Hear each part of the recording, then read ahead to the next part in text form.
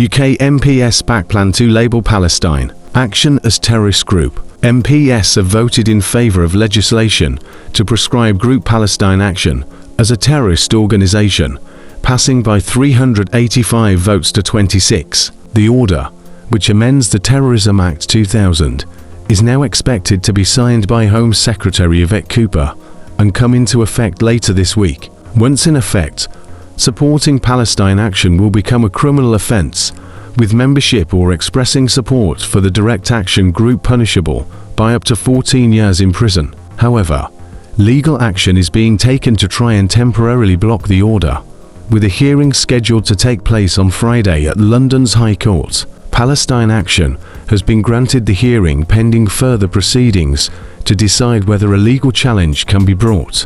Alongside Palestine Action, the order also proscribes Maniacs Murder Cult, a white supremacist, neo-Nazi organization, and the Russian Imperial Movement, a white supremacist, ethno-nationalist organization. The move to proscribe Palestine Action was taken after activists broke into RAF Briars, North in Oxfordshire last month, and sprayed to planes with red paint, an incident branded disgraceful by Prime Minister Sir Keir Starmer. Speaking to the BBC about the group being proscribed, one of its members, Soid Toji Faruqi, said the action was absurd and that it rips apart the very basic concepts of British democracy and the rule of law. Presenting the order to the House of Commons, Minister of State for Security Dan Jarvis said, "The public attention the group has garnered should not be confused with legitimacy. Its targets have broadened to include financial firms, charities, universities,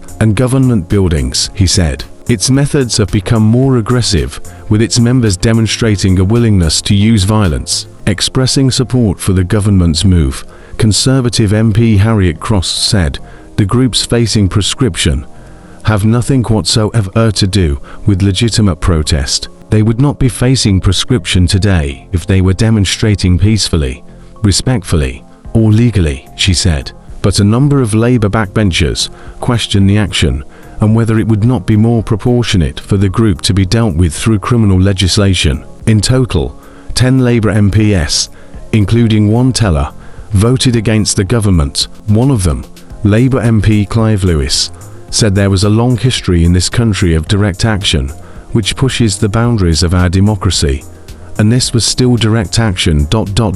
not terrorist action. His party colleague Richard Bergen said the legislation risked criminalising thousands of volunteers and supporters, and pointed out a large number of people had been associated with the group in this capacity, including students, nurses, retirees and professionals. The proscription order will now go before the Lords on Thursday, where it is likely to pass. Like and subscribe for more. Thanks.